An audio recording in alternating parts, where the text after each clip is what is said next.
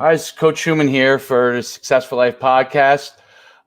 Today I got a dear friend of mine, someone I've known for a very long time, Steve Bienko, accomplished in a lot of different areas, wildly successful as a businessman, wildly, was a city councilman, started out his career as a state trooper, if I'm not mistaken, has been through a lot of different things in his life. He was a fantastic athlete. Played football originally, I believe, at the Air Force Academy, and then went and decided to run track at Villanova. And when it did his high school time, went high school at Del Barton High School, one of his esteemed high schools in New Jersey.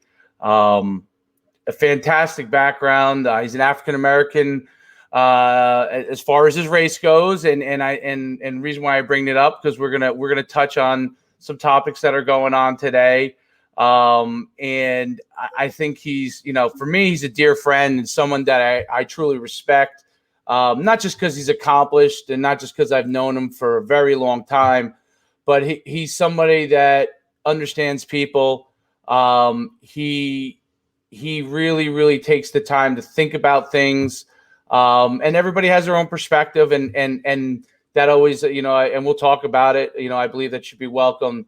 But I think he might have one of the maybe more unique perspectives on everything, having a lot of different areas that he's touched upon in his life.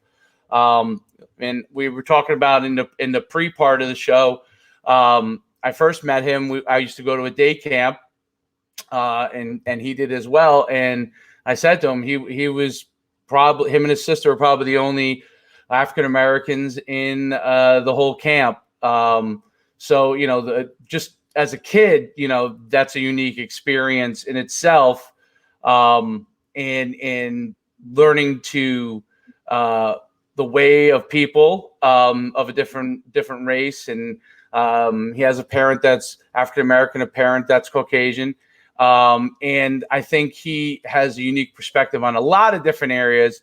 But more than that, he's just a great person. And I think that's an important thing as we go forward with everything, that as we dive into the topics, when you're around good people, really good people that care about people, even when you have differences on certain topics, you understand that you can start to move towards a ground on everything. And there's going to be topics that we talk about today that I'll probably agree with him 100% on. There are certain ones that I think the world will agree on.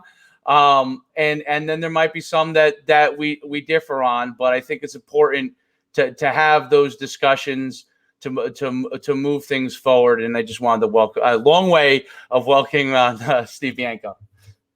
Dave, thanks so much. First of all, for giving me the opportunity to be on your show here. And it's always great to see. This is something for, if there's any young kids listening, that you never know in life where your relationships take you and what opportunities that you're given in life, and the people you're put in front of at some point in time. Those people are going to have be a big part of your life, or going to have a major impact on your life. And I love using the word white space and seeing the white space, and to teach young people as early as possible to see that white space as, wait a minute, why is that person in my life right now? And for our relationship, it was your dad. Mm-hmm. Your dad was such a draw to me.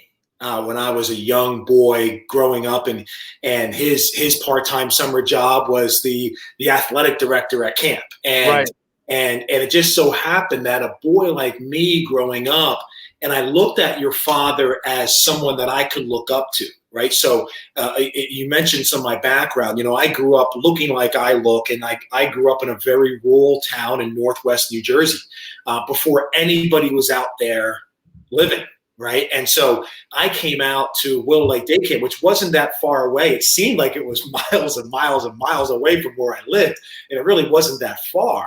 However, I saw your dad, and he had this just, that brown, bronzed muscle guy and just, Right. just energetic and athletic. And that was the first time I really saw that. It was the first time I really saw just a really, just a great, spirited, athletic, well-built man that cared for people. Right. And he was so impactful in my life. And there were you, your brother, your sister, and we grew a relationship. And 20 some odd years later, more, 30 years later. So, we are sitting here. Now, we've done many things before this, Right. you and I over the years. But even today, we sit here and we talk about one of the most fundamental things in life. And as we get down to it, we'll probably get pretty deep into it, but love and respect. And here we are all these years later, and we're going to talk about two of the most main fundamentals in life. And I'll be straight and honest with you is that, it's so wild being able to talk about that with you right now, because that's one of the key things that I learned from your dad as a young boy. When you start to reflect is, hey, who taught me in life? Where did I get this trait from or that trait from? And yes, I owe 95% to my parents, but then, who that other 5% that kind of really, and your dad was one of them. Right. And so it's so interesting. He was, he's such a man of that caliber, right? Love and respect. And was one of those individuals who really taught me that. So I wanted to put that out there as I'm sitting here thinking about that, that nostalgic feel of, oh my goodness, like all these years later, and his father was such an influence to me as a young child. Yeah, it's, and growing up with him, it's funny because how you saw him at camp and how he was as a coach was just how he was as a person, like how he is as a person. It's strong, man. He's still going. He's still going, and it's like we talked about in the first podcast a few years ago. My young guy was a tiny little guy. He instilled that in me, and one of the things that I think was so important about it, like I always thought, one of the great things that, like, you see, like Lou Holtz always talks about the golden rule, right? Treat others as you'd want, basically treat others as you'd want to be treated. And I had mentioned when I talked to my team addressing the George Floyd issue and some important fundamental things that as human beings we start to forget, and we start to watch too much news or too much that's going on in the media, too much social media, and obviously that's your business where you're real successful in. Mm-hmm. But I mean, that's what's built, my camps, my ability to build my social media following. And you read things, and it's important, I think, for people to really almost step out of their bodies and think clearly and step away from things and think clearly about not just what they're doing, but how they feel about things. I think that's really important because I think people should always, live with their heart and speak their heart. And I think people should be respected for that. But when you also understand that it's important to be a good person, it's important to do the right thing, to know what the right thing is, and how do you find that? So, how do people find how to do the right thing? Let's say you didn't grow up with it, what I mean, there are resources out there in every direction, and some of it's how to do the wrong thing. But figuring out how to do the right thing and having the right influences. And when you mentioned my father, he's always been a great influence from that standpoint of, and he would grab me in everybody. I'm a Christ follower. I'm not sure what your I sure am. Yeah. So, I'm a big believer in the fact that, you do the right thing, and the Bible helps you get that as a guiding point. But it's important that, because we are all sinners, that we understand how to get right back on the path, and learning that about yourself. And that's one of the things that Christ has helped me with. But whatever your religion is, whatever someone's religion is, I respect whatever religion anyone has, is that figuring out that you do make mistakes, but how to get in the right path. And so you don't make the big mistake. So you don't make the mistake that could change your life and for in a really bad direction. So you also know how to treat people the right way and to recognize when other people are treating someone the wrong way, Right. and to have the guts to either put a stop to it. Okay. But if, sometimes people, not everybody's built like we are and have to, would be the first to step in. But to be able to speak up when you see something that is wrong. And sometimes it literally, and I'm sure the other officers that were involved in there first of all, I mean, on the human side of things, whatever the maximum legal punishment they can get for all of those guys, they should get.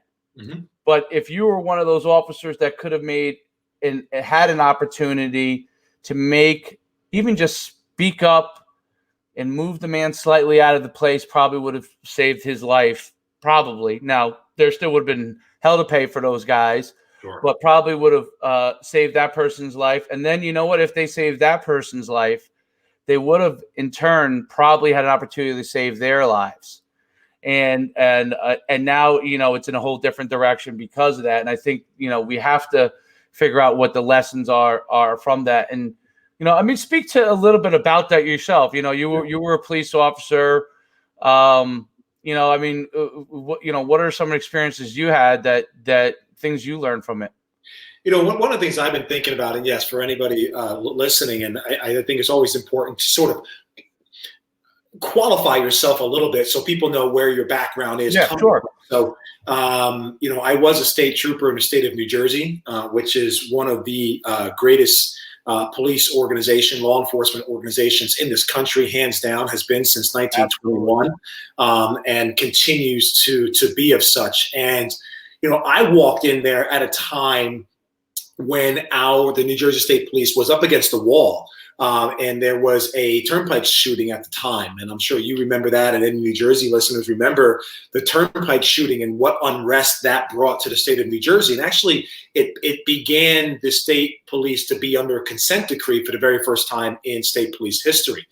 And so I came in right around during that time period. And the one thing that I tell people inside and out is that the training, and I can't speak for all academies, but New Jersey State Police were quote unquote known as major offenders of racial profiling, right? That was headlines of the news. It's what everybody talked about. And so I walked into that academy and I had an eye on it. I mean, if I had eyes in the back of my head, they were there and they were looking for everything going on. I tell you what, David, not did I see a single thing when it came to the teaching. And we were taught to be police officers. We were taught to abide by the law. We were taught how to make arrests. We were taught how to be citizens of the law, right? And that's all I saw. And one of the toughest, robust state police academies in the country. There's not many that compare. I think people sometimes compare Massachusetts and Virginia and Maryland, their academies. New Jersey State Police Academy is thorough as thorough gets, right? And you were taught to be a great police officer. Never once did I see that. So to get into that subject matter, it's not how people are taught. And I think that's one special thing that people need to know. That's important. It's very important. Very important. What people think and they do, not what they're taught, right? And so that's something that we have to understand. And that's also the other side of it. And this is something that goes back and forth, is that you don't feel like you need to consistently defend the police. Okay, the police know what they are in. They know who they are. They know how they were trained. Those men and women who go out there every day, they know what they do. They know what they don't do. Okay, they're grown men and women just like the rest of everybody, right? And so at the end of the day, the respect factor, and I believe this, and some people may push against this, I believe in the respect factor. But at the end of the day, when I went in there, I wasn't doing it for somebody's respect. I wasn't doing it because, hey, I want that person to respect me. I did it because that's what I wanted to do. I signed the dotted line. I knew that there was a risk that I was going to get in a fight. I was going to have to run into into a domestic violence incident. I was going to have to jump into someone's car. I was going to have to dive in the water, and I may have to take a bullet. I knew that the minute I signed up for it. Okay, so, I didn't do it to take sympathy or make sure everybody that's standing out there is saying, hey, you got to show respect for them. And this, no. I'm doing a job just like you do your job. It just happened that I chose a job that involves X, Y, and Z. And because of that, I had to go through more training. I had to go through more testing. I had to go through thorough background checks. I had to pass physicals. I had to do all those extra things just to get that job that I was very grateful to have. Right? And I think that's where people sometimes get mixed up. They feel like, oh, we have to defend the other side as well when there's an issue going on another side. And I feel very strongly about that. And I feel strongly about it because I was on the other side of it. And there was nothing that was taught that rang any bell of discrimination or racism. And even when we got to how to make certain arrests and how to pinpoint and look and find, and that's great policing, right? How to be a great police officer, right? Never, ever, ever was it about, hey, so if you see a car full of brown people, that should ring a bell in your head, or look for that type of car with this type of model, or use some cliche racial thing of a BMW with tinted windows, right? And black man wheels, right? No one ever said a word about that, ever, right? And even in the training process and in the coaching program, no one ever said a word about that.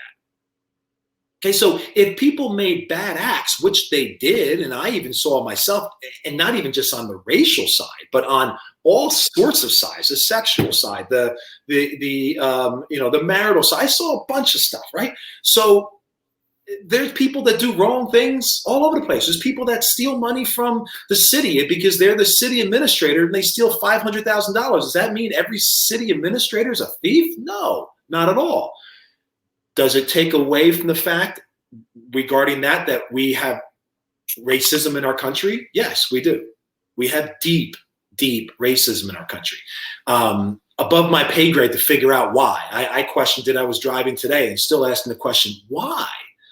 Why do people think that? Is it insecurity? Is it fear? What are you fearing and what are you insecure about? Those are some pretty interesting, deep conversations to have. But it may be all of those things, and it may be the unknown for some people. A lot, I think, has to do with how people are raised, and I'm not even talking about where you might have people where you have a racist parent or something like that. If they were raised badly or poorly, or something that maybe happened to them. I think there's a lot of things that could cause it. And I think the biggest, well, to me, and I'm saying this from, one of the things I saw was they asked African Americans and white Americans if they thought that there was progress in racism and civil rights. And overwhelmingly, white Americans said yes. Okay. And if you would ask me, I would say yes.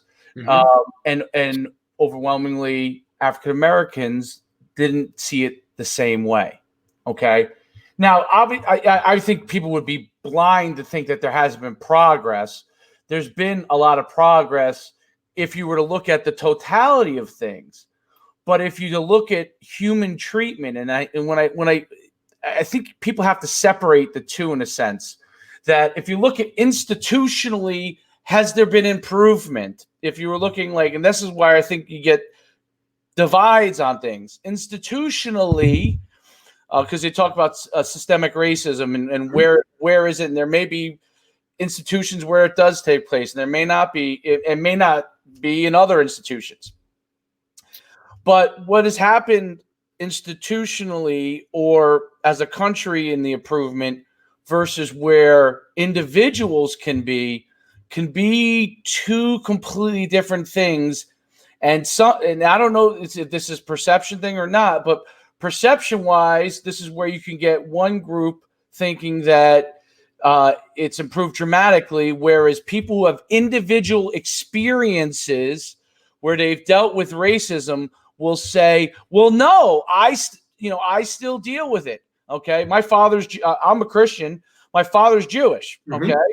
And I can't tell you, how many times growing up in a town of mostly Italians and Latinos, there would be someone that would say some sort of Jew, because there were no Jewish people in the town, and they knew I went to church, so they weren't even thinking about it. Even though my father's a teacher, they wouldn't even think about it, right?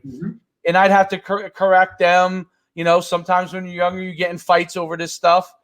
But as you become an adult, you're not getting in a fist fight and solving a problem and going home and walking home with your friend and him realizing that, hey, you're all right.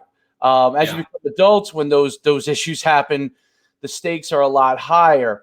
But and I'm not an expert, but I'm just from perception wise, when people experience individual racism, even if the world has gotten better, and I'm just, I'm not actually, I believe that it has, but let's take my belief out of it and say, I don't know whether it has or it hasn't.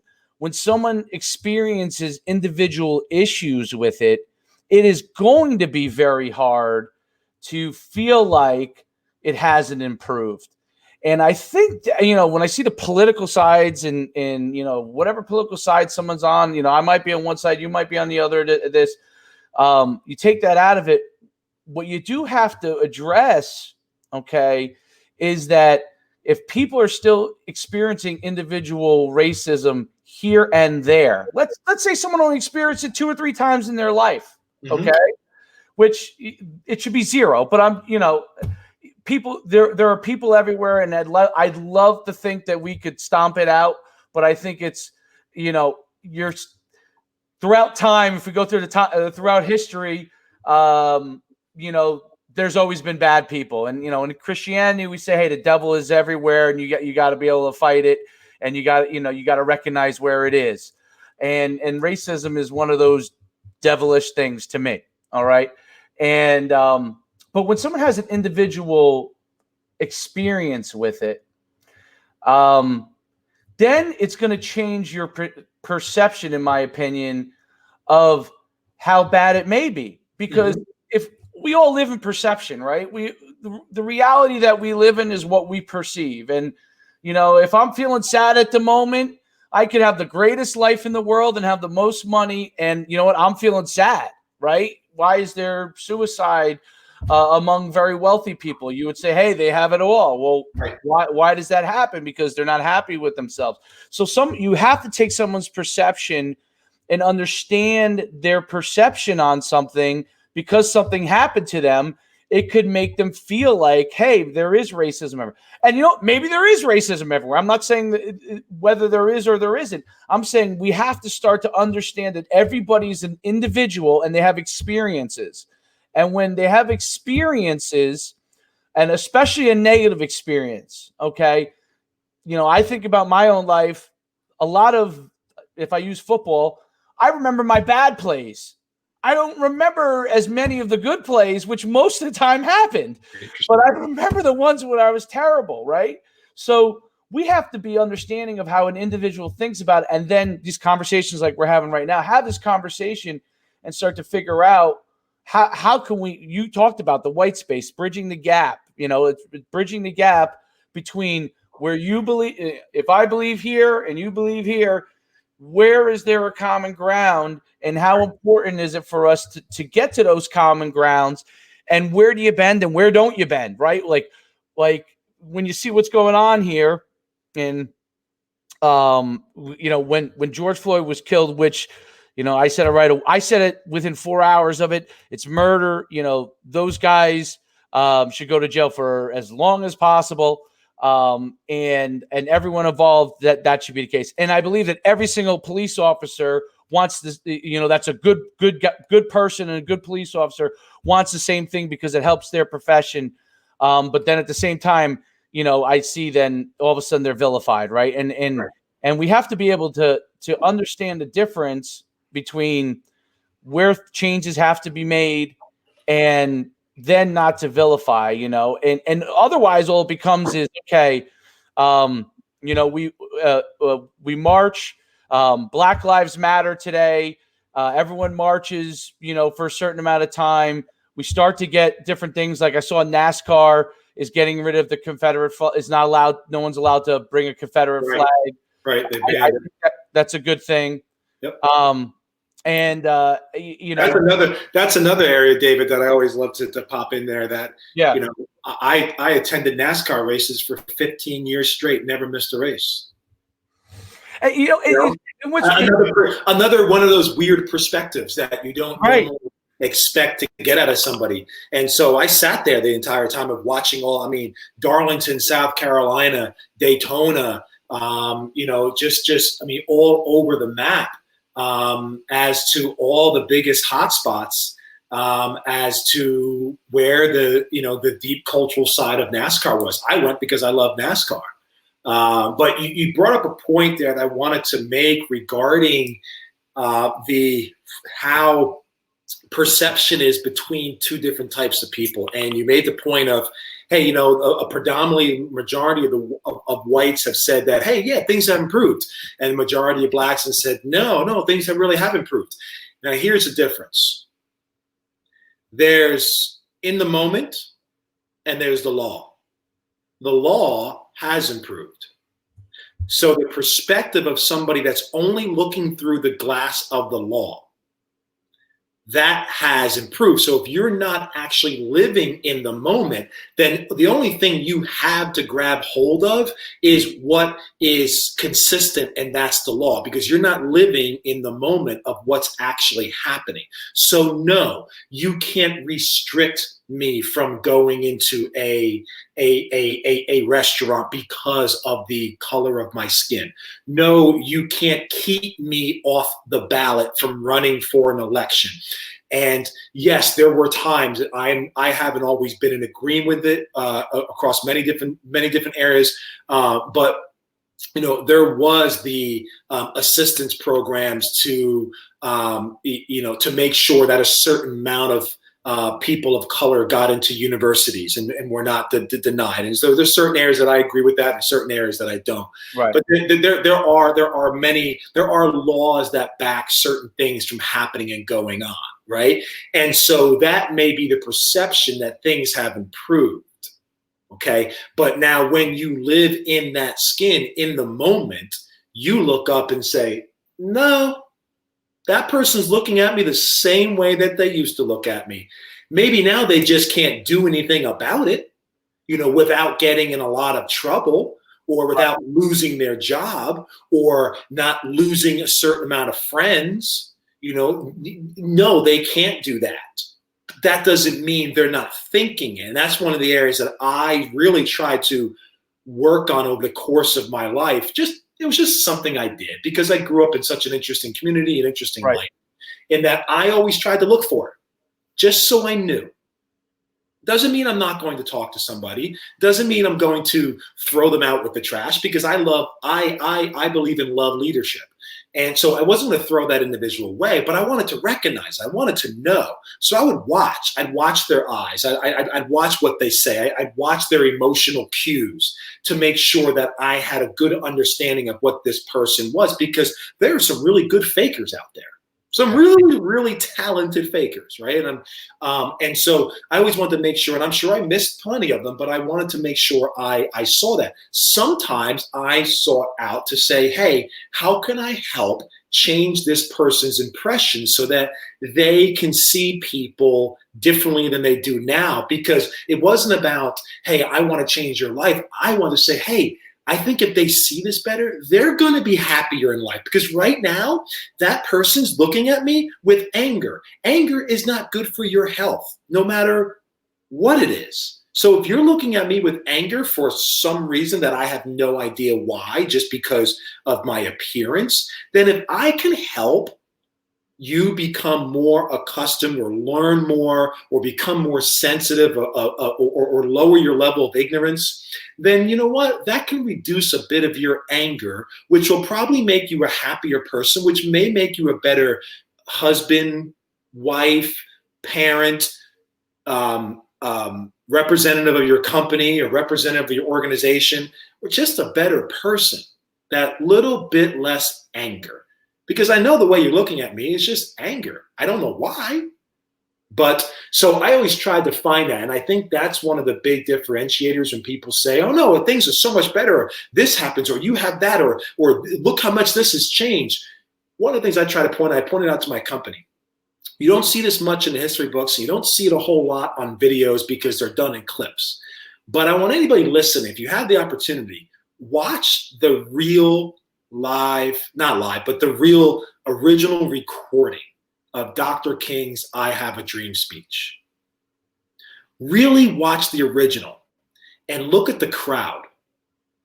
I just had this epiphany recently because I just started watching some of the original ones. Explain to me what you saw.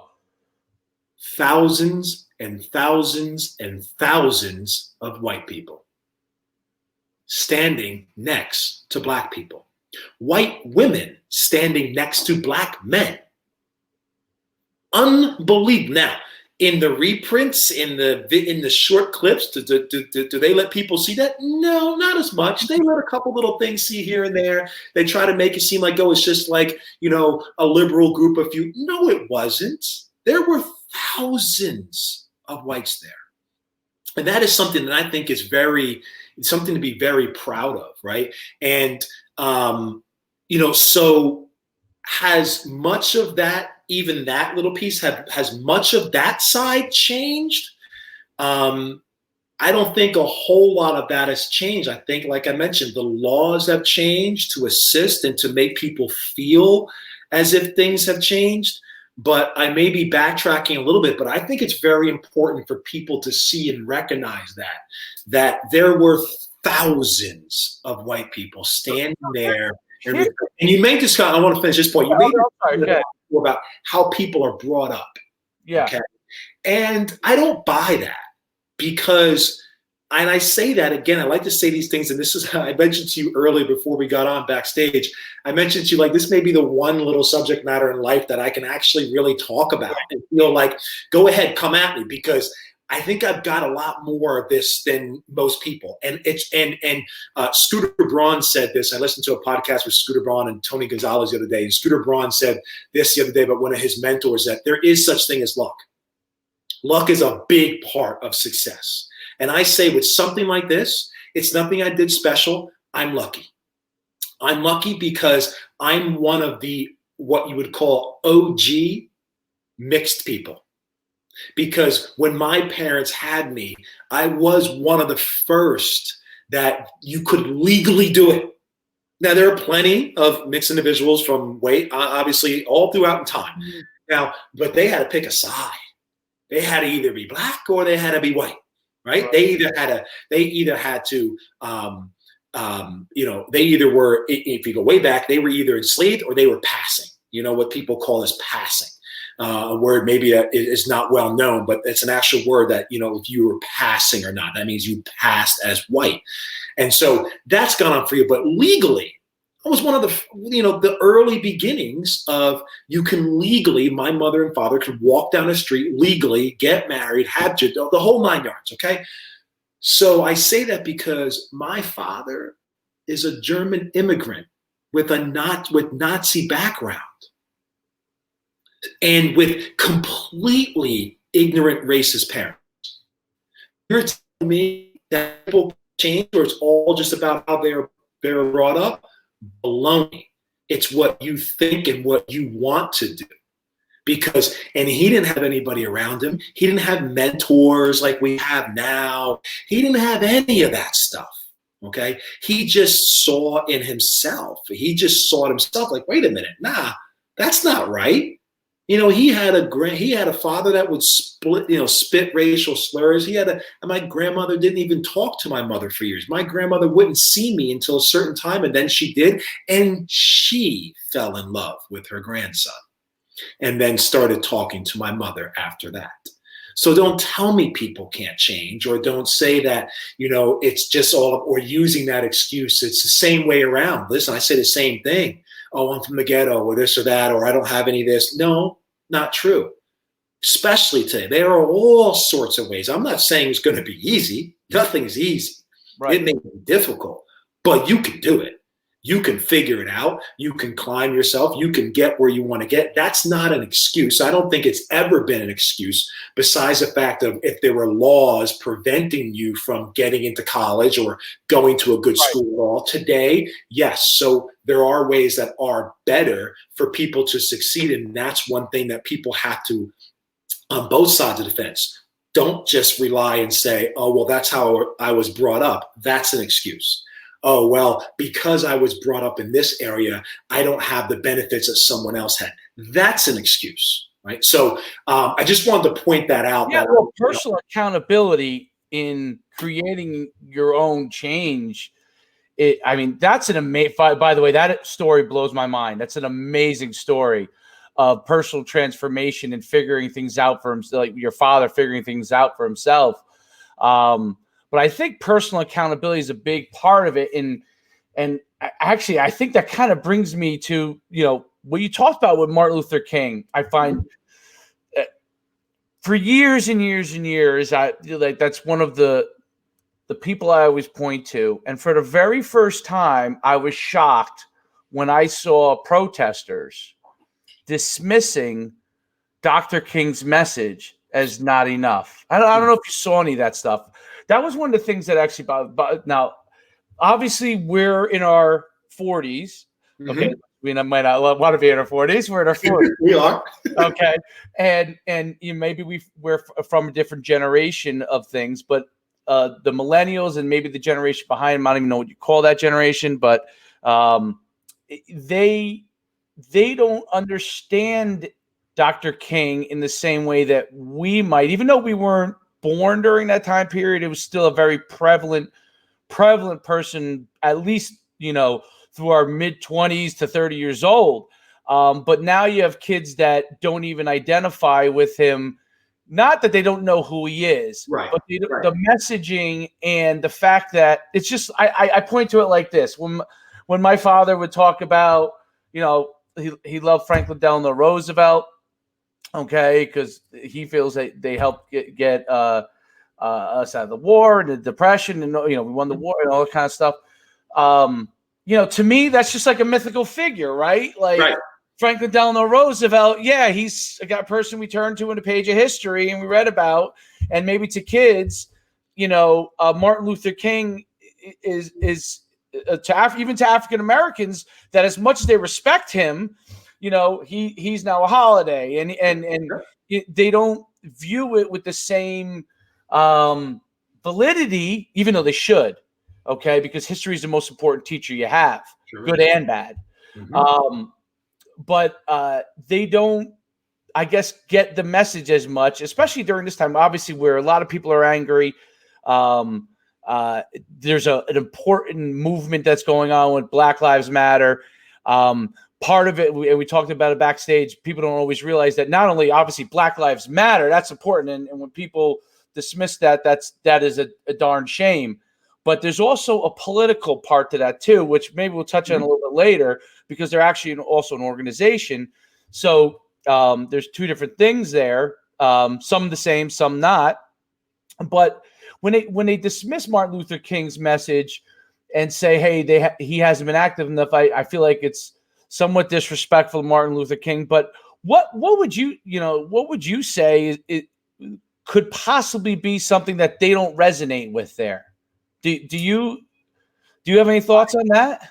I think it's very hard for some people to resonate with his vernacular strength.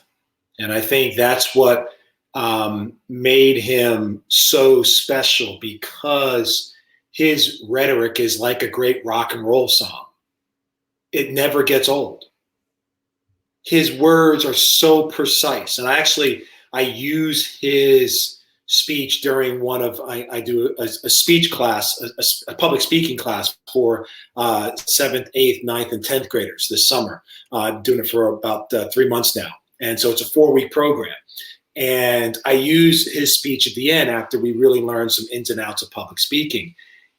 His vernacular strength far exceeds what some people need now, and they need immediate reaction, right? So what Dr. King did is that he knew there was no immediate fix in any of this. And so his movements, his strategies, even his speaking is more of hope and future, because he knew it was going to take years for this to really come through. That's why it's I have a dream, because I know I want this. I know this can happen, but I'm also wise enough, even at the young age that he was. It's so interesting. Sometimes we forget about how amazing some of these people were. Jesus Christ. Bob, not to put Bob Marley in the same level as Jesus Christ. I just said it right afterwards, but Jesus Christ, Bob Marley, Dr. King. These guys are 30 years old. 30 years old. He died. He was 39. Died at 30 years old. So all the stuff they did, literally, it's incredible. Like, so the foresight that Dr. King had was that I am not going to see all of this. And I think that's where some of our younger generation may be missing it. Like, wait, what are you doing right now? What are you doing for us today? How are you going to make this change today? I want this done now. I want this law changed now. I want racism to end. I want racism to end now. It has to end like an Instagram profile, right? It has to happen now, right? I want the comment now. I want to get into the program I want to get into now. I want to make Major League Baseball at 16 years old. I want it now. I want to play in the NBA today. I'm 12. Who cares? I want to play now, right? I want to make millions of dollars now. I don't want to wait years to come, right? So it's a different mindset. And I'm not faulting the younger generation, right? It's sort of like what Simon Sinek said, they've been dealt a bad hand. I'm sorry. You all been dealt a bad hand. You got handed out trophies. What do you want me to do? Everybody told you you were going to be special. I'm not blaming you per se, but I work with, my whole company is millennials. Younger. Yeah, I keep saying millennials, but that's like literally, that's right. I always forget that. So my company's filled with, non-millennials, younger than millennials, right? So what I believe we can do with that is, hey, how do we take the greatness that they bring to the table, but also bring these messages like this right now? We're talking about Dr. King. He knew it was going to take time. And some things in life do take time. And yes, there are certain times that you should do the Mark Zuckerberg, hurry up and break stuff, right? Move fast and break stuff. There's times for that. But when it comes to culturalism is a progress. And you can change a law tomorrow, but you're not going to change someone's mind immediately. And I think that's troubling for some people to understand and recognize. And I think, I just mentioned that law and culture. And I think that's one of the areas that has us struggle with this scenario that's the situation that we're going through right now. Racism is a cultural issue. It is not a political issue. Once the politics hits it, now people jump to sides to support their politics. And that's okay. Our country is the greatest country because we do have multiple sides on our political spectrum, and we can have debates about it. And that's what makes our country go. But when it comes to this is an emotion. Racism is an emotion. Politics is law. Politics is law, right? So when a political movement, when a political stance is made, it's a law, right? You can't just say, hey, Roe versus Wade is a law. Lovings versus Virginia, which I mentioned of an OG of the Lovings versus Virginia, that's a law that allowed blacks and whites to marry in the state of Virginia, right? So that's politics. Okay, we all met, millions of people knew before then, like, yeah, why can't you do that? That's Nothing wrong with that. That's an emotional thing. So what we're happy, and so our struggle with it, why so many people straddle the fence or feel like they can't speak up or feel like they have to, go on toward, go over towards the cops. This is not a cops versus black situation. Right. And that's the stuff that has to stop. That's the stuff. And bringing up numbers of, percentage of this, percentage of black on black crime. Well, guess what? Percentage of Jewish on Jewish crime is higher than non-Jewish on Jewish crime. The crime on Hispanics versus Hispanics is higher because you're around each other, right? Most of the crime that's committed is committed around people that you know. You don't just go gallivanting around the country and like, hey, I'm a black guy from Brooklyn, New York, and I'm just gonna wander up to Whitefish, Montana, and just start committing some crimes. If you're going to commit a crime, you're going to commit a crime in your neighborhood, right? And that's generally most of the time. So we have to get over things like that because, again, those things are, when you start bringing out percentages and numbers and crime rates, that's politics. Because unless you're the person taking that poll, you don't know what the angle of that poll is. I never thought about that. Yeah.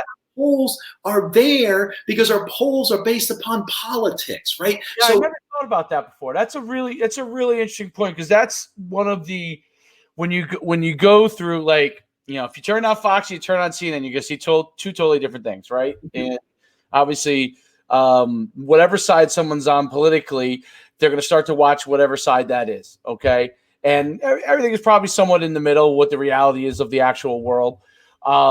But when you start to see politically things get muddied when you have an issue like racism or an issue like and it always is going to be, but when you talk about black on black crime or when I watch Fox Chicago, that's the first thing they always bring up, right? Because they have an exceptionally high amount of murders, a lot of crime. There's a whole lot of things that have to happen, and a lot of it might have to do within the home itself before you even get to start solving what the criminal issues might be within those communities. And that would be a topic in itself for us to speak for probably 4 hours on. But what I see is so interesting is, and tell me what you think about this.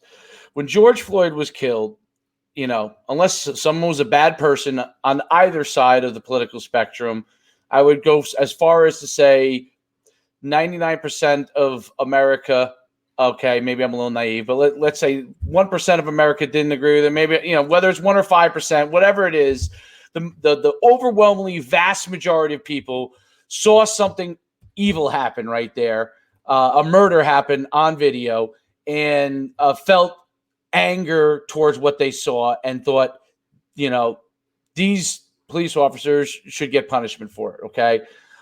As a human, because you saw one human, or actually in this case with plus four people killing another person live, okay? And that was something that everybody could agree upon. Most people can agree, unless you're out there, you're going to agree upon it.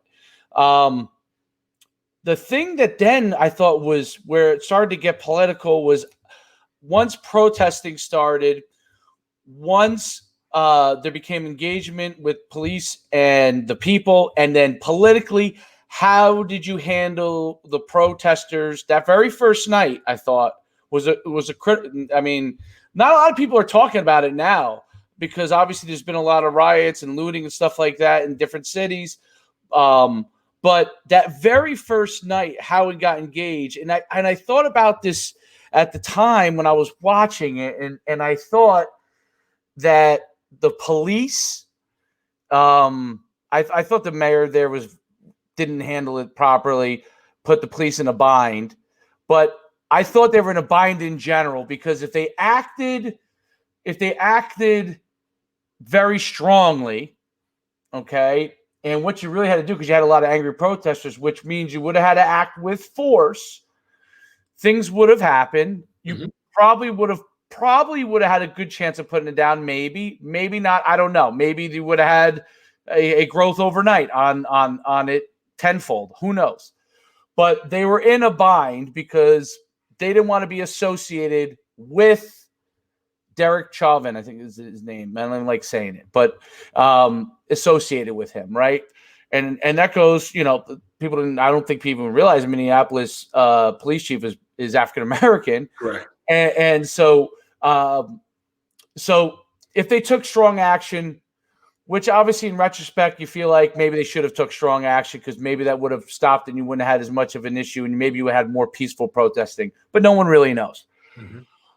But it then led to the most significant action of that night, which was the taking of the 3rd precinct, which I thought, and they may not have had enough police officers there to be able to fight it off, especially after they chose not to really use force at that time. But that then became a situation where the rest of America, there were the people that wanted to protest peacefully and wanted to get the message out that Black Lives Matter, like, we're not going to take this anymore, wanted people to hear it, still wasn't political. When that 3rd precinct burned, you started to get people dividing on this. Not sure yet what's going on, but starting to divide on it. And then you got a lot, plenty of bad people that get involved in looting and rioting. And then maybe people who would not have normally doing that, see others, because that becomes a mentality when one person sees that someone gets away with it, the next person who, is normally a decent person, all of a sudden decides that they're going to go do it, right? And then you got, I call it the bad actors then leading the way. And now you got a huge divide in America. So now you started to get along political lines. I'm not talking about how people feel about the George Floyd situation. Now you start to get, it goes into from justice for George Floyd to we're not going to take this anymore, and we're going to make a statement to bad people maybe getting involved. Now the police and the National Guard having to fight it back, and whatever you feel about how much got used there or didn't get used there, whether more force should have been used or less force, you now already had a divide along political lines. And then you have an anti-police campaign that starts to get involved there, which is going to create an even further divide. Right. And that's where an issue, like for me, and I don't know for you, but like, I look at it like we want to obviously continue to improve the police force in every way that we can. Okay. When people talk about disbanding the police force, I just think insanity when I hear that, because, when people think about crime in inner city neighborhoods, they think of the negativity and the bad people. I think of the 99% of the good people who want to be protected from that 1% criminal element, or maybe it's even lower than one, maybe it's 0.1%, whatever the criminal element is. Okay. And they want to be protected from it, and they want to be able to call a police officer and have a police officer come there and handle the situation. Or like you talked about earlier, a domestic violence issue, right? Where two people, this could be anywhere, right? It could be inner city, suburban, rural, domestic violence issue. And who's the person to come in that situation? The police officer all the time is the person that becomes the go-between and actually risks himself a lot of times to save a woman, but I guess it could be a man in some situations, but to save a woman, and they're the lone person usually responding by themselves or just them and their partner in that situation. And I'm not saying there aren't things that go wrong in those situations. There are sometimes, and sometimes things happen that shouldn't happen. When I don't want to say it's an accident, but sometimes there are bad accidents that happen. Mm-hmm. And then sometimes there are people with bad intentions, but they are the one person that can go and help in those situations. Who is going to go and help that woman who's getting beaten up by a much stronger man other than a police officer to go in that situation? I remember when I was coaching up in North Jersey, I had a guy that was a volunteer assistant for me. He was a police officer. He used to work the late shift. It was the evening, and he went to like 5, 6 in the morning. And I asked him, I said, what is the most things you respond to? And this was up in this was in Palisades Park. The number one thing he was all night long responding to over and over again was domestic violence. Yep. and a man and a woman getting into it, or it could be with children in the home. So obviously he's going there to help solve that issue, right? So now when it starts to become political, okay, and not Black Lives Matter, the movement to help Black people with to get rid of racism, to work to get rid of racism. I don't know that I would love for it to be eliminated, but I don't know that obviously it gets totally eliminated. But to at least get more people aware of it, so it works more and more towards being eliminated. But Black Lives Matter, the movement versus Black Lives Matter, where there's, if you go on the website for Black Lives Matter, whether you believe in the nonprofit organization and their platform, now that becomes a different thing. Like I look on there and say, hey, there are things that I definitely think are worthwhile on there. Mm-hmm. And then there are things on there I say, no way, man, no way. So that's another thing politically that not everybody understands. And it's important for people to get educated on those things, because when you start to see debates on TV, and I'll see this stuff on Twitter and Facebook, and I'll be like, man, people don't realize that they're the same term, but one also there's also a platform that revolves around social change, whatever you feel about that social change. Now, the underlying thing is obviously working to make the system better for Black people, African Americans, to give them a better opportunity to be able to try and get rid of where there is some systemic racism. And I'm not an expert on that, so I can't pretend to say that I know whether there is or there isn't. It's not really my forte, but just bringing up the topic, working towards that. But then you have things like defund the police, right? Mm-hmm. And you say, well, what does that mean? Right. And, and defunding and disbanding, those are confusing terms for people. What do you think when, things start to politically get intertwined with a message that also, originally you're like, hey, this is what everyone's behind this. And now political, obviously there's money behind all this. There's right. For everybody, I'll go on both sides of the spectrum, to be for it or against it. Right. Mm-hmm. And then you get people caught in the middle, and then you get guys like Drew Brees, who let's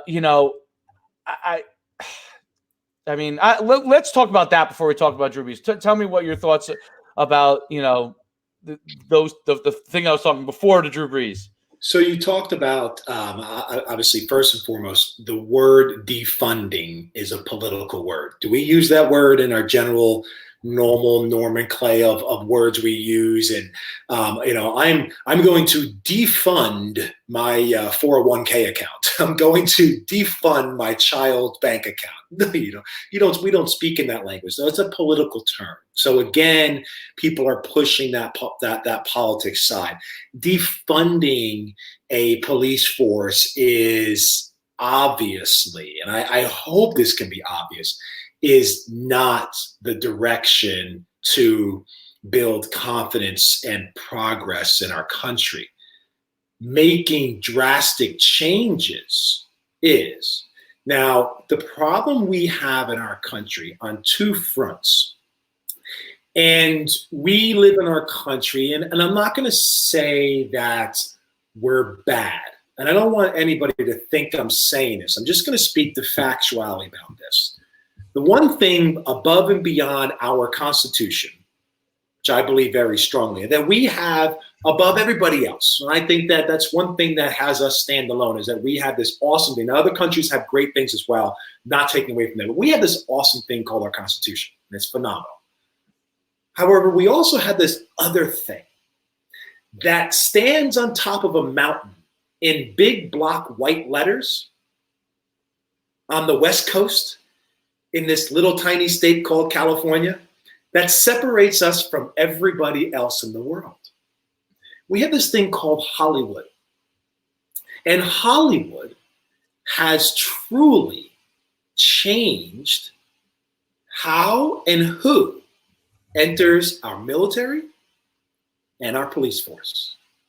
Because Hollywood has dramatized the heroicness of being a police officer and being someone in our military that it has caused us to naturally recruit individuals that wanted to get involved with either one because it filled a void of insecurity in their life.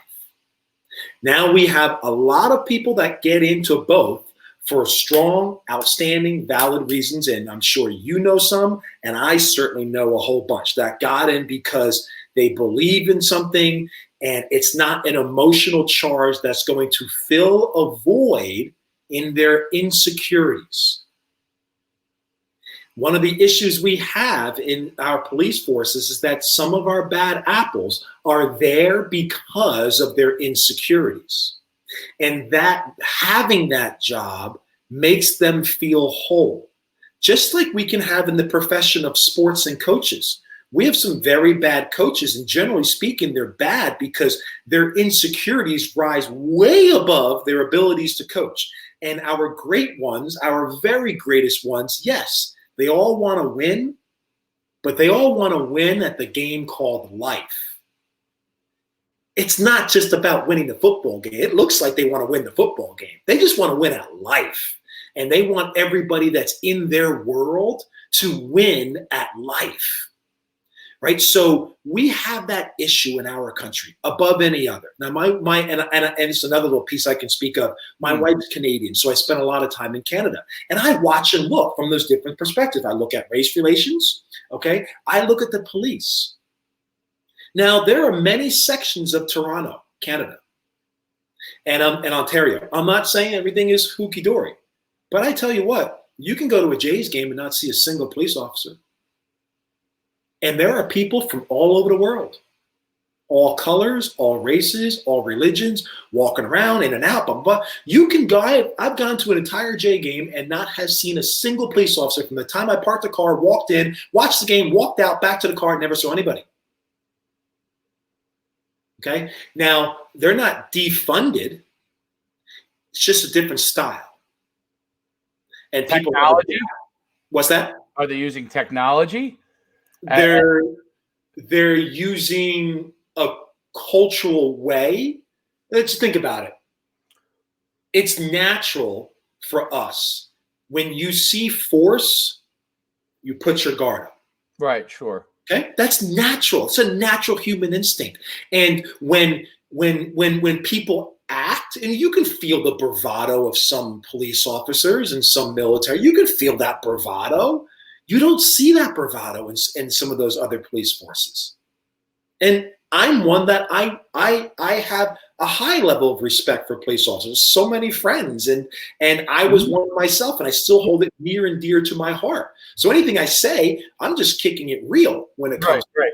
There's a big difference in that. In not every one of them, but in a good amount of the police officers in a city like Toronto and police officers in, let's just say, a regular small town in New Jersey that has a very low crime rate. But they're sitting there with their big chest puffed out and, and their fists clenched, driving through Alpine.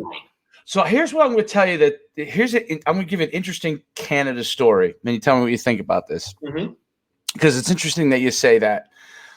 This I haven't been in Canada about maybe 6-7 years, but the last time I was in Canada, I was there. I want to say I was there for, I don't know if I was there for a bachelor party or something, but I was there, and I was there either an extra day, okay, and I was there by myself. So I went in Toronto and toured the CN Tower. Sure.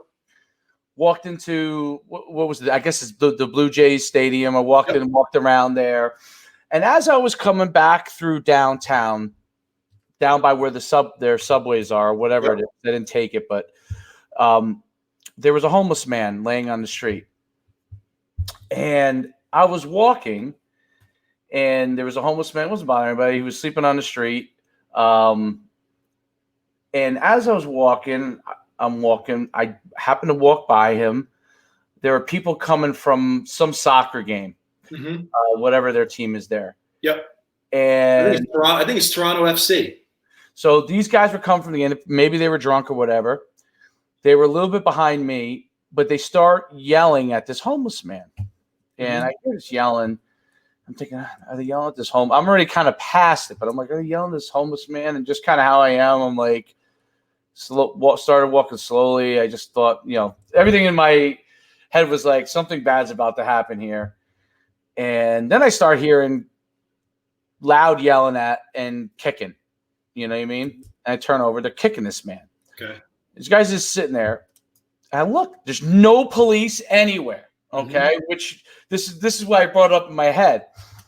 I look around and I'm like, I can't let this happen. Like I'm looking, I'm like, is there police? Like, I'm in the middle of the city of Toronto and I don't see anybody, So I go over and I start yelling at these guys, get the hell out of here. What are you doing? And they kind of want to fight me, but I'm a pretty big guy. So, you might want to fight me still. There was more of them, but they thought twice about it. Arguing, a big argument ensues. They're walking towards me. The homeless guy's like, no, I'll get out of here. And now it's me and these guys. And it's about to, something's about to happen.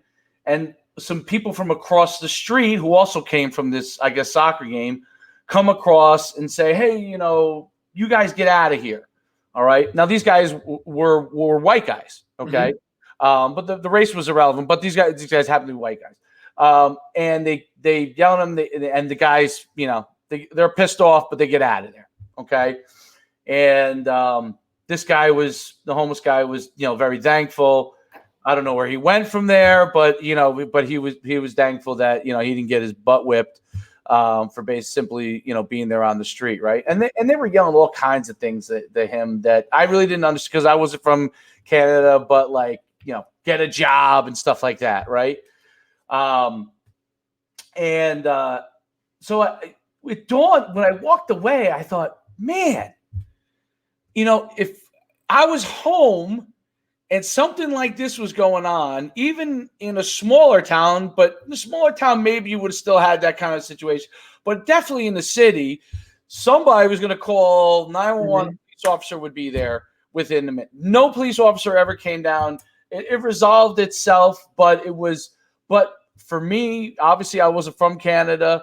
It could have been a testing moment. It could have been a testing moment for that guy who was on the street. And if I didn't step in, he definitely was going to get his butt whipped. Right. Okay, definitely. I don't know what they would have done to him, but they were starting to kick him, and they were going to take something out of him. Now, I know soccer matches, I guess, can be wild when you get outside of America. In America, they're not as wild. Right. But the point of it is like it's interesting you say that because there's two sides to that story. That the side is, yeah, you know what? It feels like an environment where it's not as much of a police, quote unquote, state right. As America might be. But then at the same time, you're on your own, right? So you get into, when I'm in Canada, there's no such thing as me carrying anything to protect myself, a weapon or anything like this. That's not. I don't have that option, and I have no idea what the laws are there. So I have no idea. What they're able to do or not able to do. I'm sure they have stricter gun laws, but you're going to find most people don't even it's not a cultural thing. They don't, right. It's not we're so my gun. It's not like that there at all. Yeah. There's up in the North. That's just how they live. You use guns right. to live, just to really, really protect yourself in that setting. It's a different line of culture. And so, what you saw was very interesting. It's a whole different subject matter to get into, a whole different podcast. But the fact of the matter is that, okay, in that situation right there, yes, things happen in life. I mean, shoot, Jesus Christ flipped the table and went crazy on everyone. Right, sure. Okay? Stuff happens, right? So in that moment, yes, that man could have been seriously hurt and injured, okay? And what they did to him is completely wrong. With a police state, okay, some people may say that, Well, if there was presence, that would have happened. Well, we know that's wrong because there's thousands and thousands of police officers all throughout New York City. There's thousands of them standing outside of a Yankee game, and people still get, beat up walking outside the Yankee game. Okay. So, and there's a police every 5 steps. So if something's going to happen, that's the situation is going to happen. But what didn't happen is this, and this touches upon one little point that you brought up before, in that what didn't happen is that in that non-heavy police state, citizens, people handled it. You stepped in, someone else yelled. Yes, the man got hurt. The other men scattered. So for that particular incident, nobody got arrested. Nobody got thrown in jail. Nobody increased a criminal record or started a criminal record. One of the things that we have a major issue with today is because we have a heavy police force state, and because we have systemic racism that has held people down for many, many, many years, okay, systemically in society, both lawfully and even when laws change culturally, people have been held down for years. So you have a higher percentage of, in our country at this moment, blacks who are living in or below a level of poverty. Now you have a heavy police state. Okay, when you have that heavy police state, you then also cause more people to be affected by the law. And when you cause more people to be affected by the law, even in its most minor state, and what do they say? There's that book that says all of us commit at least 3 felonies every single day we walk. We get up and walk and go around about ourselves because there are so many laws on the books that each one of us probably commit 3 felonies every single day. So the ability to collect and add a felony to a record and then not be able to work, not be able to own an income, possibly be incarcerated, separate from your family. Now you have fatherless children growing up. You have higher proportion of single parents. You have higher reasons of welfare. When that stuff goes on and happens, okay, you then fall into a different state, and that starts to affect society. And so you see that little bit of that trickle down effect, just that little incident that you saw in Toronto, okay, which didn't at the state. Yes, unfortunately, the man got beaten up a little bit. That probably would have happened whether or not there was a policeman a half a block away or not. Right. Okay. However, yes, the punishment of those young men has maybe a larger ripple effect later than what it does for that on that one man that got affected by in that one moment of time.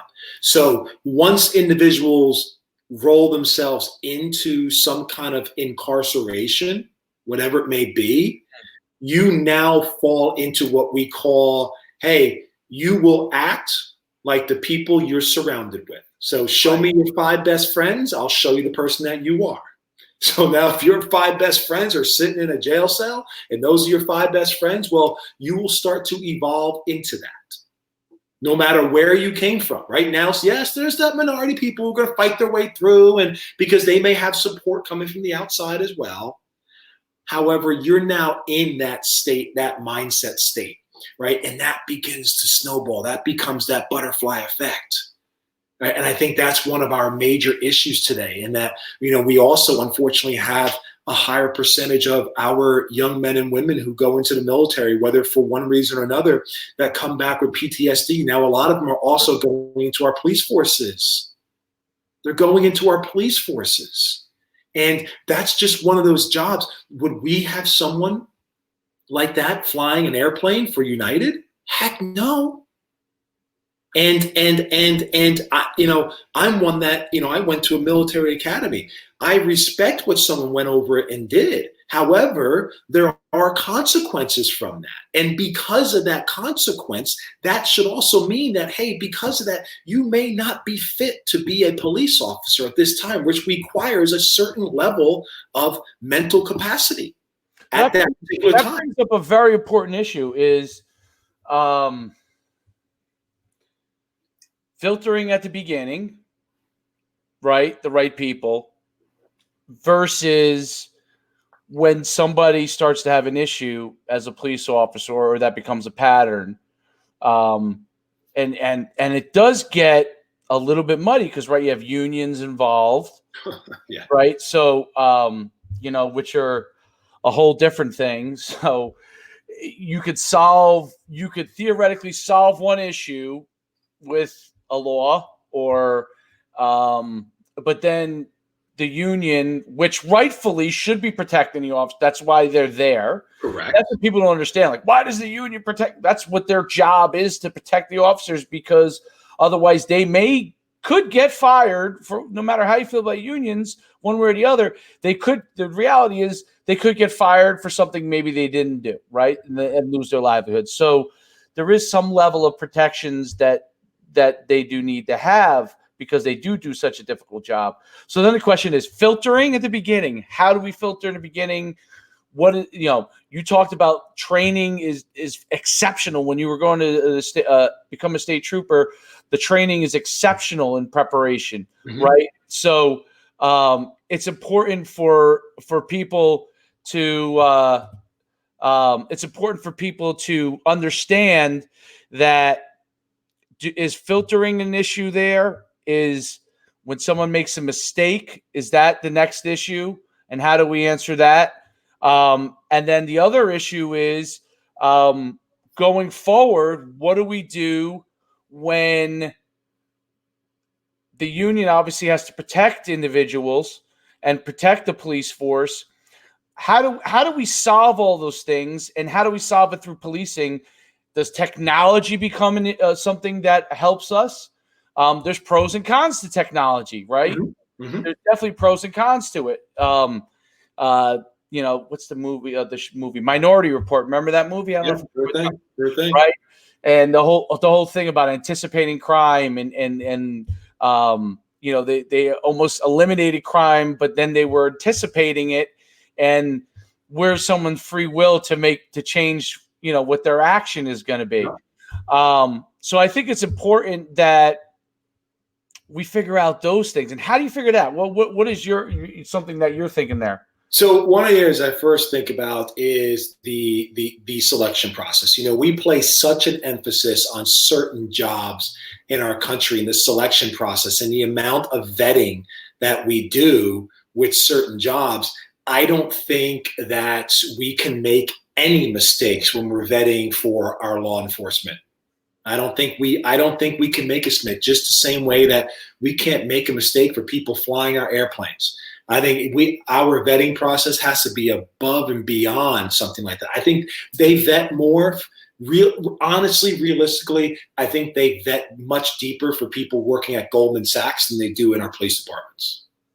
Now, someone's going to say, well, it's a money thing. I don't believe in that. If the amount of money that we throw away to different associations, the amount of money we raise in our political campaigns is unbelievable. And so if we really care about holding our police forces to the highest standards, because at the end of the day, if we truly believe in our Constitution and supporting our laws, then we need to have the very, very, very best of the best when it comes to upholding our laws. If we truly hold those laws to the highest value, which so many people say you do, but then you say no to funds and money going towards those individuals. Number one, they should be highly paid and compensated, but at the same time held to a high level of standard. Why are our airline pilots paid more than our police officers? See, I think that's atrocious. Now, right, but it's also they're private businesses. Yeah, they're private businesses, but not to certain extents, because they're completely governed by law. Right? Our airlines are completely governed by law. So we can find that space if we want the very best of the best, and then take that deep time. I know some of the medical professionals that sit on the review boards for executives moving into some of our Fortune 500 companies. I work with some of the psychologists the clinical psychologists that work and vet these people. We don't do that on our police forces to that extent. I think that's a big issue that we have. Another issue that we have is that, yes, you mentioned the unions, and the unions, yes, I believe in them for the protection of our police officers and our school teachers. But at the same time, you mentioned the police chief of Minneapolis, okay, being African American. And however, I'm sure he knew the mental capacity and the racism of that man. Right.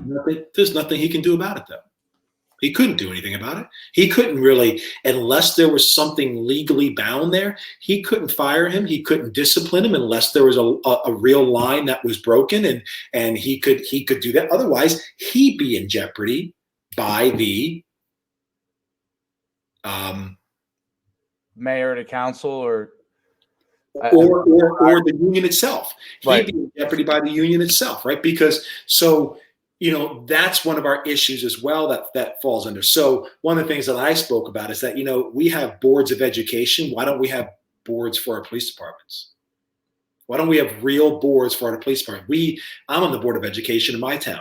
I sit there and I review and go over the superintendent and all the teachers and everything happening in the school. I get all the updated information that's going on in our school district. Okay. Why doesn't every single police force have a board of what is it? Isn't internal affairs? Don't they handle internal affairs of police officers? Yeah, right. So it's this police officers. They're paid by the state. They're paid by the city. I mean, us, you and me, run to be on the board of police. And we sit there as civilians and we review things and we review the abilities of officers or the abilities of things happening going on, just like we do in a school district. In a school district, when there's an incident with a child in the school, I don't know the child's name, but I know the incident. I review the incident and determine whether or not the school is acting on the best behalf of the school district, the student itself, the teachers, the taxpayers, everybody, so that there are 9 people who sit there to benefit the town to make sure the school is acting on the behalf of the best interests of everybody. So in that situation, if you're in your town that you live in, why wouldn't there be a civilian group of people? Because just like our school teachers, and everybody gets so upset about, what are we paying our teachers and what are we paying and what's happening with our money? That's my tax money. Well, that's your tax money in the police department too. Shouldn't you know everything going on and happening?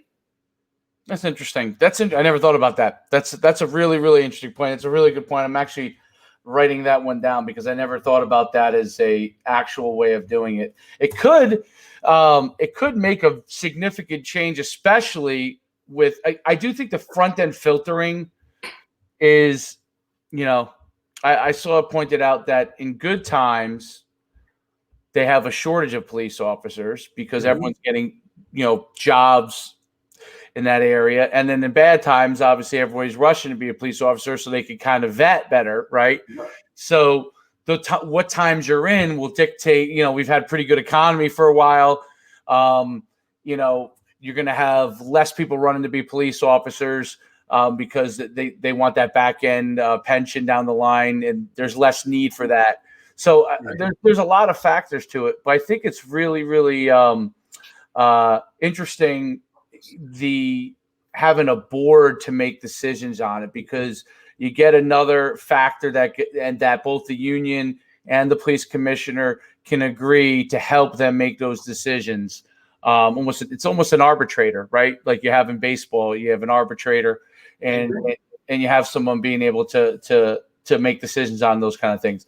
I want to jump because I think we cover a million topics, but there are the freedom to be able to make and having a different opinion, okay, without being canceled in today's culture, right?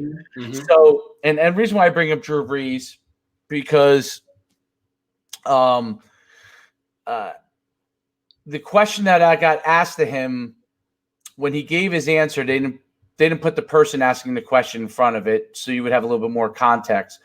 So even though it was tone deaf in the sense that he didn't address in my opinion, he didn't address the forefront issue that was going on first, before he stated his opinion about the flag and all those kind of things. And I felt like, and everything I know about, I don't know him personally. I've met him a couple times at events, but I don't know him at all.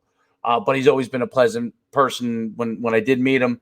Obviously, he seems to have, he gave $40 million to New Orleans for different things, and was big during Katrina, was a big person for them during COVID here recently. But the fact that he didn't precipitate it with the topic that was going on right now first, he then got, Shannon Sharpe vilified him. And he wasn't the only one. Malcolm Thomas vilified him, who was his team, and really jumped all over him, and then obviously led him to make multiple apologies. And I think he tried to handle everything the best way he can. I think he's one of, just judging by why he did it, how he handled everything, he quickly probably realized after it was pointed out to him that he was tone deaf in certain areas on this, and then worked to correct that. But the reason why I bring up the ability to speak about something, he didn't say anything racist. He didn't say anything that was against, was for Derek Chauvin or something like that, or he didn't say anything like that. What he said was, in my opinion, like, he didn't address what was the topic right there, which was racism, the possibility of racism in the murder of George Floyd, and then racism as an issue, and then talk about what he kind of put the flag as the first thing. Right.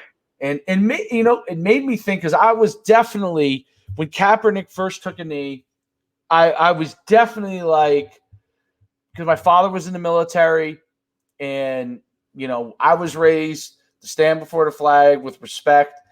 And, I had disagreed with it because he had done other things, Kaepernick, wearing policemen as pigs as his socks and all those kind of things, which made it to me inconsistent with the plight.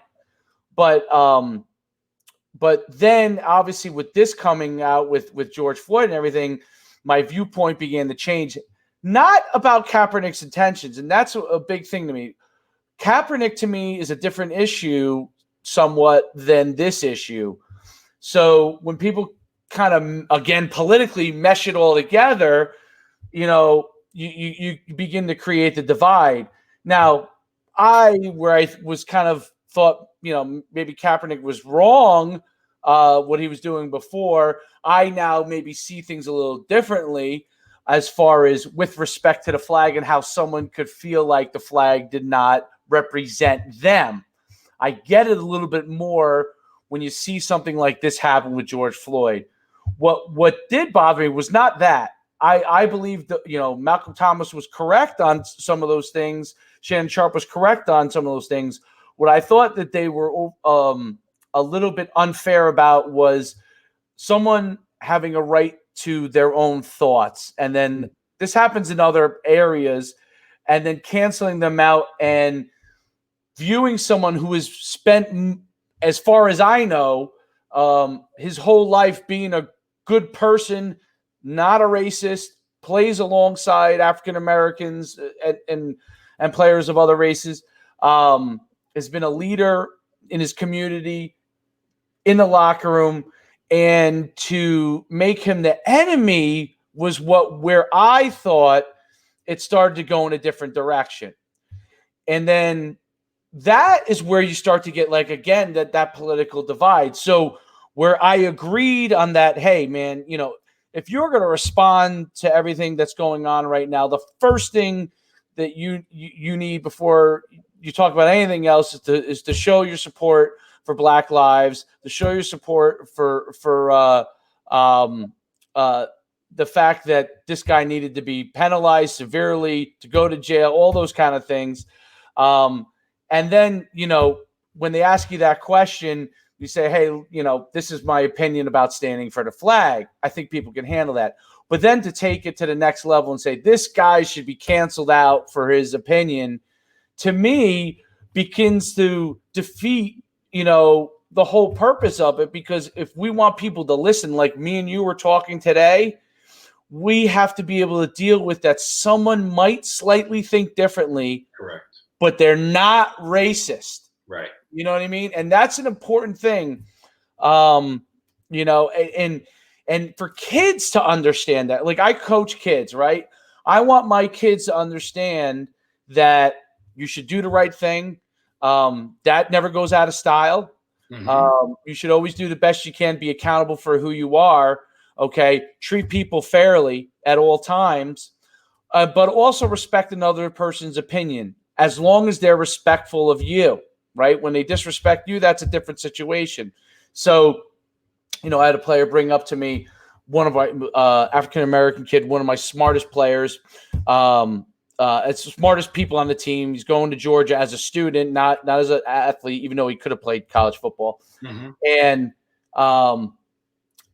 some kids on the team were talking with somebody and they were debating, I guess, something. And then some of the kids were putting like, hey, we're voting for Trump. We support Trump, right? And he was upset by that. And I explained to him, I said, listen, I understand why you would be upset by it, okay?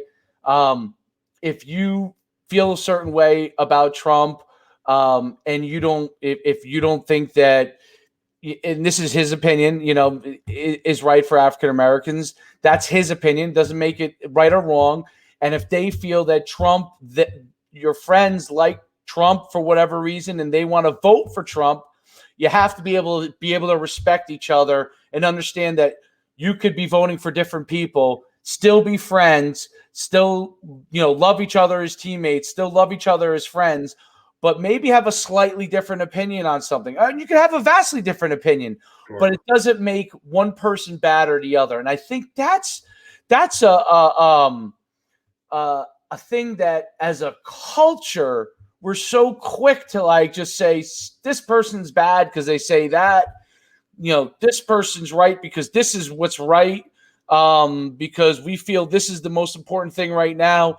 And if anyone says anything different than that, they're wrong. What do you think about that? Yeah, I feel strongly in that because we've gotten to a state that everything is right or left, and everything is black or white. Well, everything is not always black and white.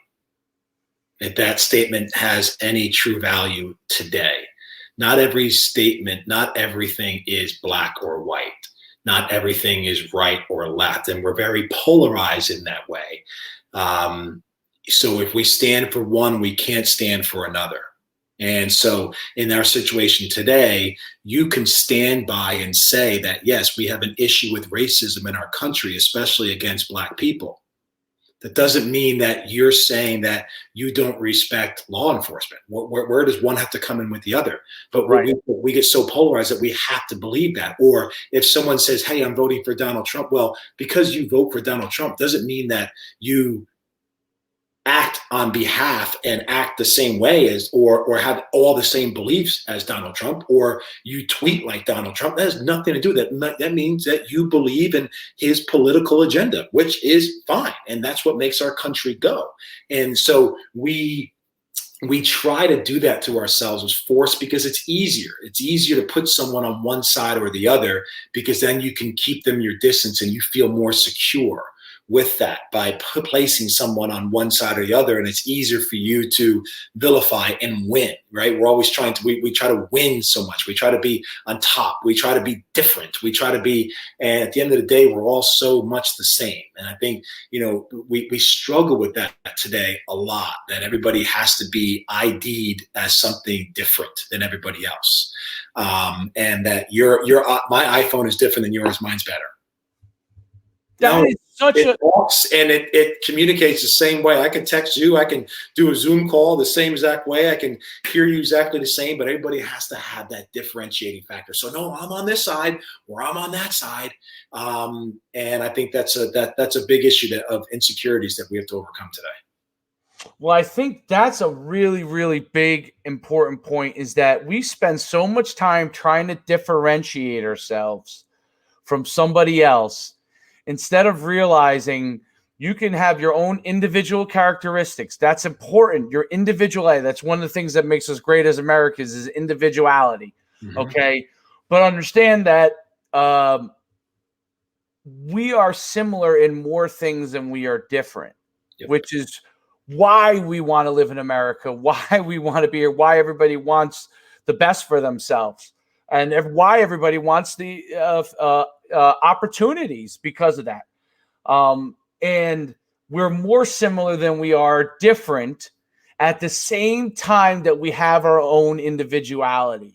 I think you really nailed it. And instead of trying to be different just to be different, to understand that where is our common ground. You talked about it right from the get-go. Probably could end the podcast right there at working between white space.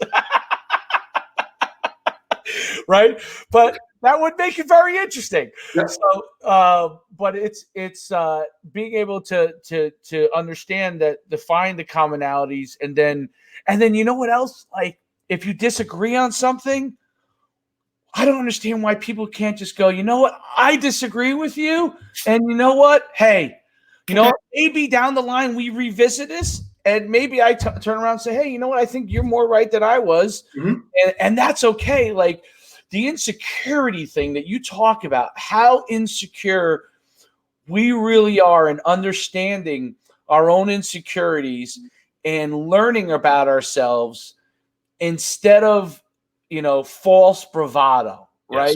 Yes. It's, when I would line up at linebacker, and right before the play, I would always have to, every single play, I line up, you process what you're supposed to do, what gap you're responsible for, and in your reads, and make sure you get locked in and that.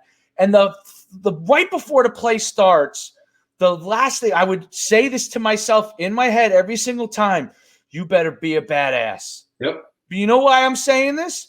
Because the other side of me, the insecurity, of me is, am I good enough to make the play? Am I tough enough? Even though everything in my life pointed to the fact that you've had so many successes and you're probably more confident than the average individual, but you always have insecurities, and you've got to talk yourself through those things to be able to beat it.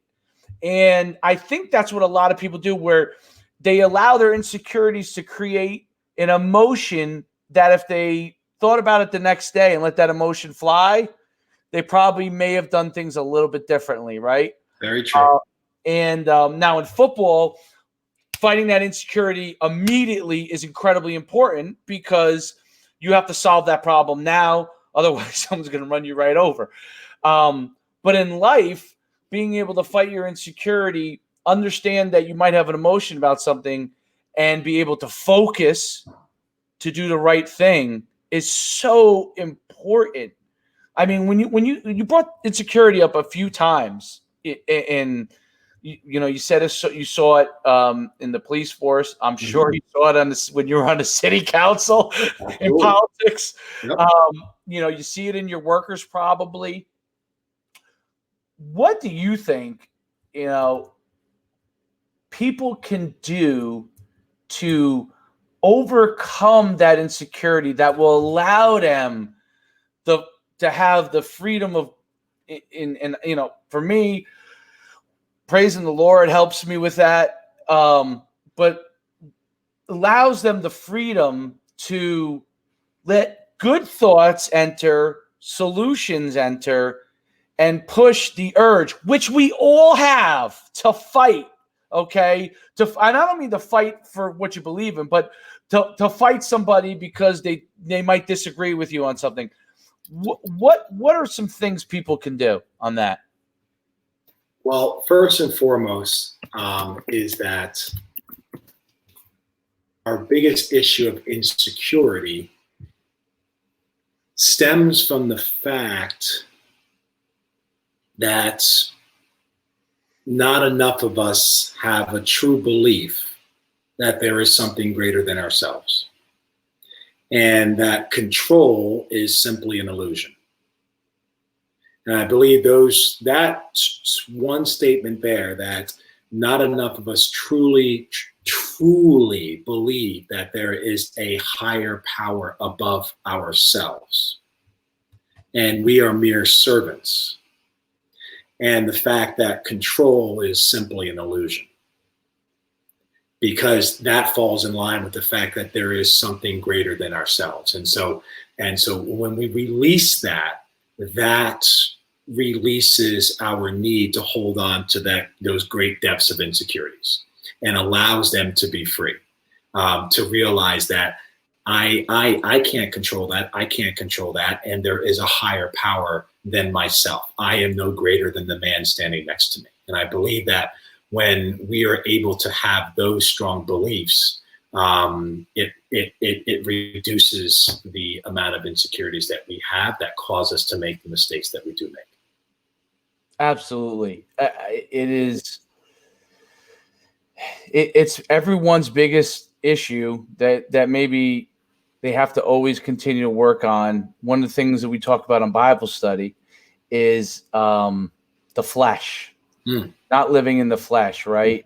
And when you have a higher power that, that you don't live in the flesh, and realize that if you're serving the Lord, that you're going to start to make better decisions. So I think it's really, really important, and everybody goes through with it, deals with it all the time. But recognition too, right? Recognizing that it's okay to feel insecure. Yeah. But you then have to solve that and be willing to solve that. Don't let the insecurity consume you. Last thing, and we'll leave it on this, I think, because this has been, unbelievably powerful. Hope. Okay. I think it's important that all people have hope. And one of the things that I thought was a perfect storm in all this was you had COVID-19, which was obviously, then you have people locked down in their homes.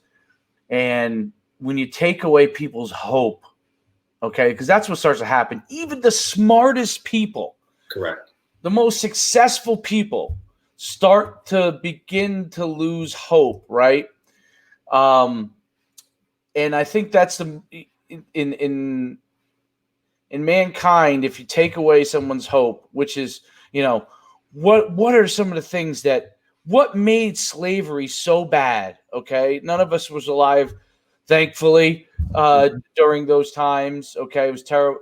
But what made as bad as slavery is, the thing that, the physicality, the brutality, all of that, the taking away of any hope from a human being, and that is something that when we're going through COVID-19, and when you start to see what happens when you get a perfect storm of a terrible thing that happens, coupled with COVID-19, and then young people with a lot of energy stuck at home, right?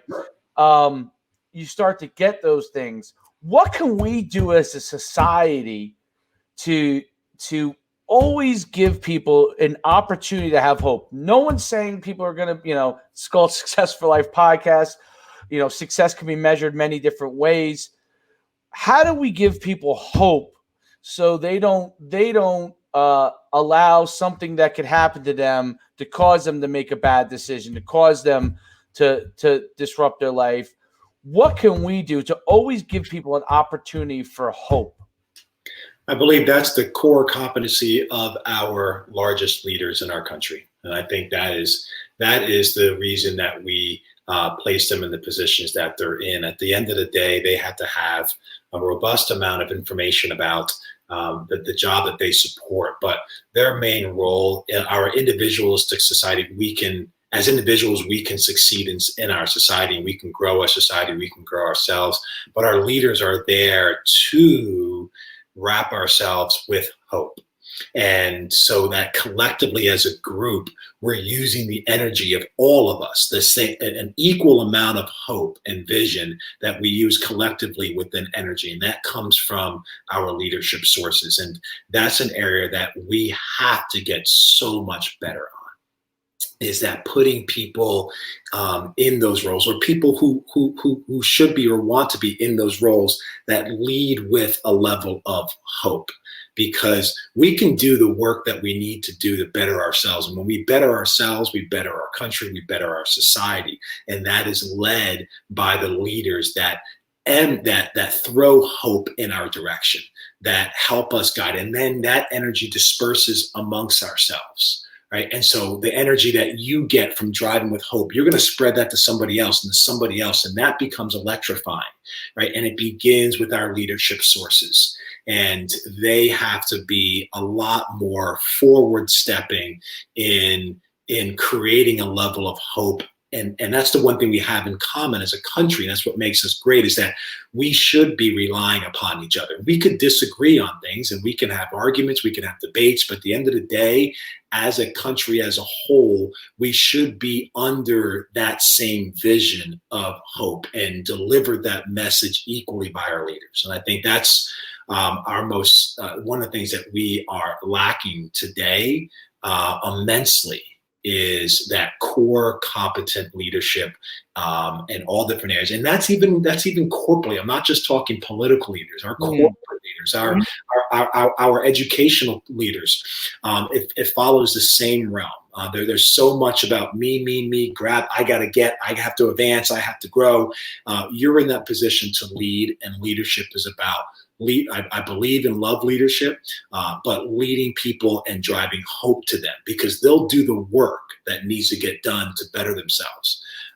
So if our leaders can drive more hope into the people that they lead, we will be a lot better off, and we will also reduce the level of insecurities that we have. Yes, and I mean, that was perfectly said. When Martin Luther King said, "Judge people by the content of the character, not the color of their skin." When he said those words, and when people are in doubt on things, whether it's what they're doing in their life, when you interact with people, the most important thing is the content of their character, who they are. Figure that out, and then anything can begin to get solved when you do that. And you know what I loved about this conversation is it's tough topics. It's topics that a lot of people are scared to talk about right now, right? Mm-hmm. Without it becoming full-fledged political of how your viewpoint is one or the other.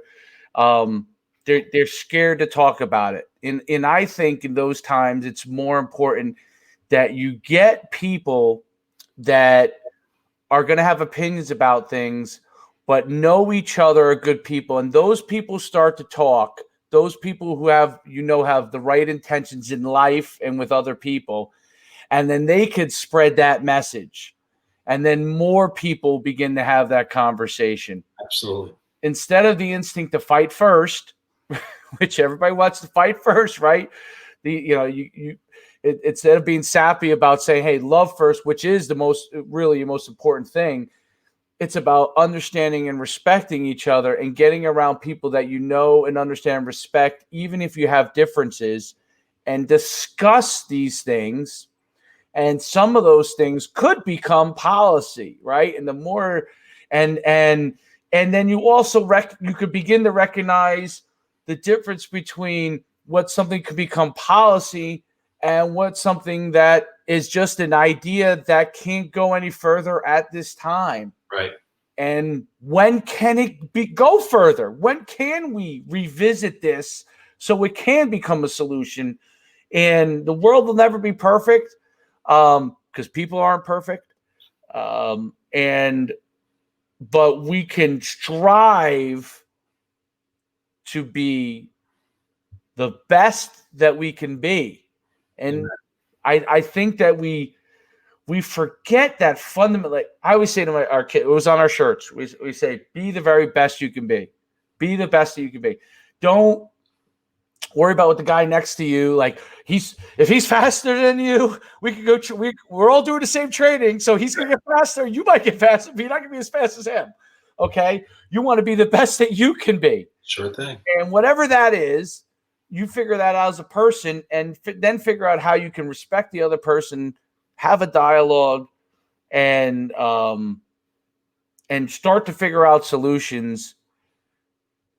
And when you disagree on things, figure out when maybe you could revisit it if there is a discussion, and constantly ask that question. Is there a common point? The white space you talked about, constantly ask that. Okay, there isn't right now. There's no common point between us in this. 2 weeks from now, we talk. I could tell you that a lot of my friends, we have discussions about something, we vehemently disagree on it. A month later, something happens. All of a sudden, we're slightly in agreement on some things. Right. And the world is constantly a changing thing, so you don't cut off. You keep an open mind. You try to figure things out. And that's what makes this country great: freedom, the ability to think. I mean, instead of when you look at people, like when people look at like our founding fathers of the country, and when you see human beings are flawed, the guys who created arguably the greatest form of government of all time, okay, definitely the freest of all time, some of them were slave owners. Right. And it's hard for people to look at those two things at the same time, right? So some people say we should cancel those people out, right? And it's not about that. It's about, this was great. This was a human being that did something really bad. Okay, let's figure out those things that they did great. Don't forget those. Okay, the things that they did wrong, learn from that so we don't do that in the future. And then we could start to get to a calm place. Right. And I think that's important. And the other thing I always like to say this is, like, people get so upset when statues come down and all that kind of stuff. Obviously, as a believer in Jesus Christ and God, and when I see statues in general, I think to myself, when you put statues up, like, no one should get so worshipped into an individual that the statue should be so important. Even though I think it's ridiculous when some statues, people want to take some things down, it's about people. It's not about statues and idols. Right. It's statues and idols are representatives of things, whether it's good or bad, but should never be, you don't worship statues. That's just a mistake that we get caught up in.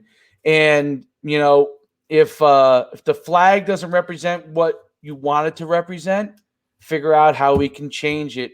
So one day everybody can stand up for the flag and say, you know what? The world isn't perfect, but we're continuing to do the very best we can to make it a better place. And yeah, there's, I'd love to live in a utopia where there aren't people that are poor and stuff like that, but that's probably not a realistic thing. There's probably always going to be people that are unsuccessful and people that are successful, but the people that are unsuccessful cannot get left behind. They still need to have a life and an opportunity at life, and their children deserve. So just because one person makes a lot of bad decisions, their child doesn't deserve that same fate. So how can we help them? And I think that, going forward, we need to have more of these kind of discussions. I'll leave you with the last thought. Absolutely, man. No, I think these kind of discussions are fantastic. And for, hopefully people have the chance to listen to it with an open heart and an open mind. I think that's one of the things that we have to get ourselves better at, is having an open mind and an open heart to people's thoughts, people's differences, people's mindsets, but also see the white space of, really, why do I think this? Why do I think that? And is that how I should be thinking? Is that how I should be seeing this situation? And truly evaluating that for what it is, or for what you may not know, but you think you do know. And I think that's a major growth area that we can come into, is to seeing more white space, seeing more origins of why people think certain ways, or why they may act a certain way, even if that certain way is bad. No way, if, ands, or buts about it. It's bad. But maybe try to think about, well, why does that person act that way? And I think when we start thinking, we're not condoning why the person acts that way, but at least we're giving that an open forum, an open discussion of saying why that may have happened. It has us lead through life with a little more understanding, respect, and love. Perfect. Very well said. Thanks, Steve, for coming on. I really appreciate it. Definitely an amazing conversation, and hopefully a lot of people can learn some things from it, and continue to grow and make this world the place that we all want to be in. Absolutely, man. Dave, this has been great. Hopefully we can do this again some other time on a whole nother subject matter. Absolutely. Okay.